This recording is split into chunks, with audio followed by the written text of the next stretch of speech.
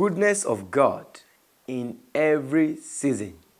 Hallelujah. Good morning, children of God.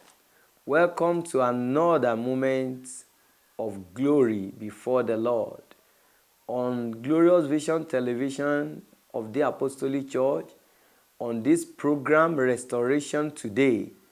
The Lord bless you and keep you in the name of Jesus.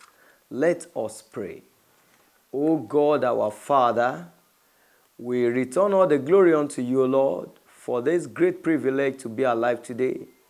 It is not by power, nor by might, but by thy grace we say thank you, Father. Be thou exalted in the name of Jesus. Even as we go through your word this morning, speak to us, O Lord.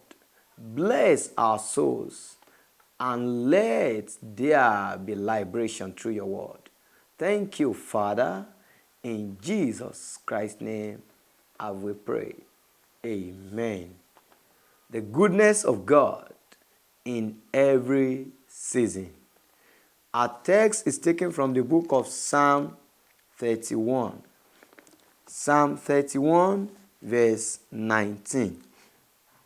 Oh, how great is thy goodness, which thou hast laid up for them that fear thee, which thou hast wrought for them that trust in thee before the sons of men. The goodness of God in every season. People often declare, God is good. God is good when life is going smoothly. But when things don't go as planned, they may question his goodness. Is God not good at that time? God is always good, and he will continue to be good.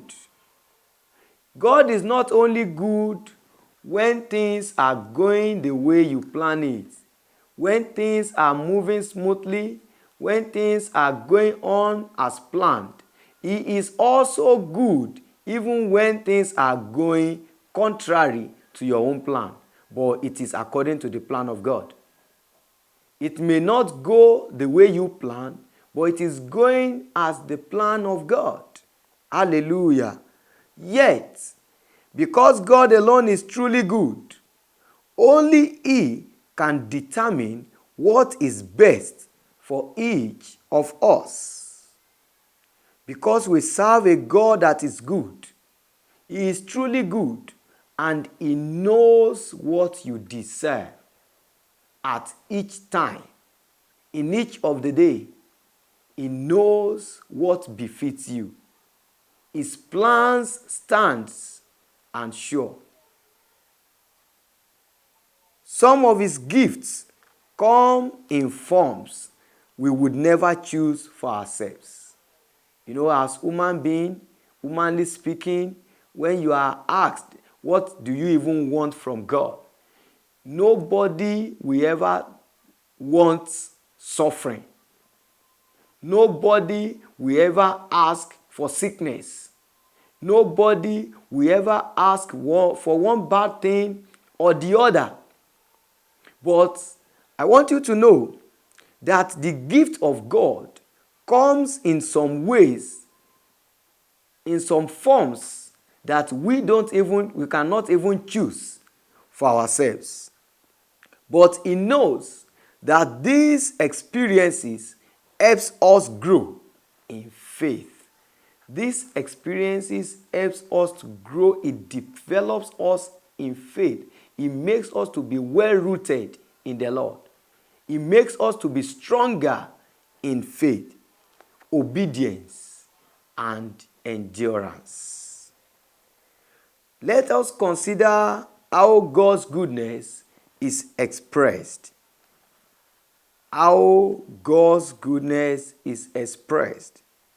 Number 1, discipline in love. Discipline, look at that.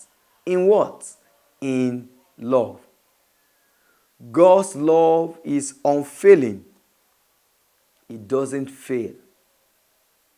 His love endures forever. His loving kindness is from everlasting to everlasting. And so he disciplines us when we stray away from his paths. He disciplines us. When we stray away from his path, when we depart from his will, when we go contrary to his will, when we do what is against his precepts, he disciplines us in order to call us back to himself, in order to bring us back to himself. Though correction can be painful, yes.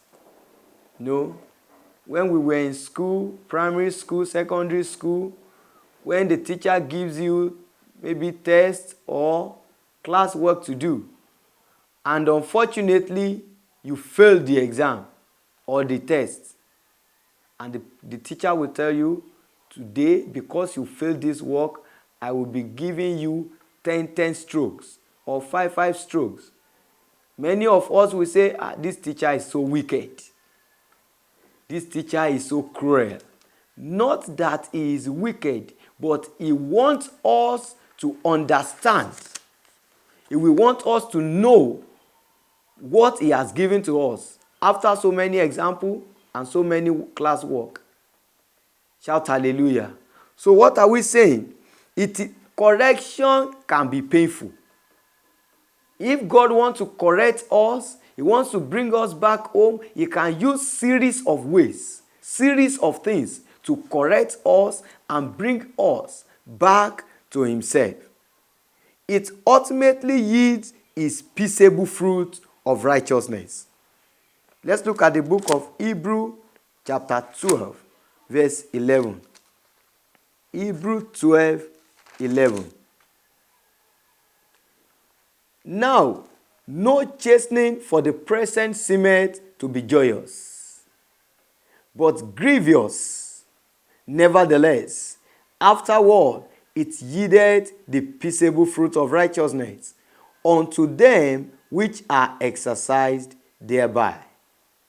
There is no chastening that is seemeth to be joyous. At that present moment, where you are being chastised, where you are being disciplined, it can never bring joy.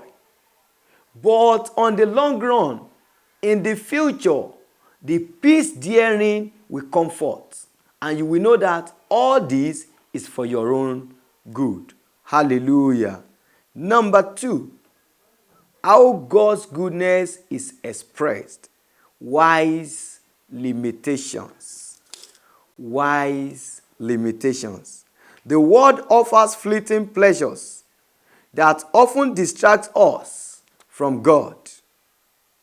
The world offers fleeting pleasures that will distract us, that takes us away from God's plan, from God's presence.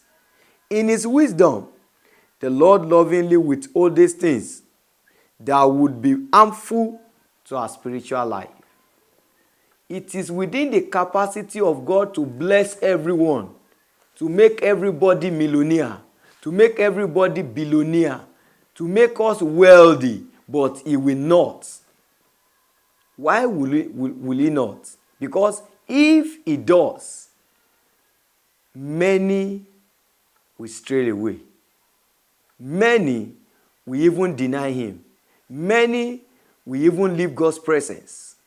That is why he limits us. He limits his blessings to a level that our faith can comprehend, that our understanding in the Lord can behold. Shout hallelujah. So the Lord lovingly withholds some things from us which can be harmful to our spiritual life, which can affect our spiritual lives. Number 3, purposeful suffering. Purposeful suffering. God knows which trials will refine us. Hallelujah. God knows the trials that will refine us, that will remold us, that will rebuild us, making us more fruitful for his kingdom. He uses suffering at times to remold us to his taste, to remold us to his will, to bring out the perfection needed in our lives. When we are tempted to doubt God's goodness, we must remember that his gifts come in various forms. As Psalm 34 verse 8 reminds us, taste and see that the Lord is good. Taste and see that the Lord is good. The Lord is good to us. Is good to our family. In any way or any dimensions is dealing with us, he is always good. Anything that comes before us, God is always good because he wants to bring out the best that he has imputed in our lives. God is good all the time, and he will continue to be good to us in the mighty name of Jesus. His loving kindness will continue to be over our lives in the name of Jesus. The wise limitations, the loving discipline, the refining experiences in our life is to draw us closer and closer to him, so that we will not stray away, so that we will not be separated from him, so that we will not depart from his presence. And I pray today that his grace will be sufficient for us in the name of Jesus Christ. Even as we go out today, his sure protection will be upon our life, and blessings from above will locate us in the name of Jesus. He will guide our footsteps, that we will not fall into the trap of the enemy. For his goodness will show forth over our life, and we will glorify his holy name. Thank you, Father. In Jesus' most wonderful name have we prayed. Amen, amen, and amen in Jesus' name. Thank you.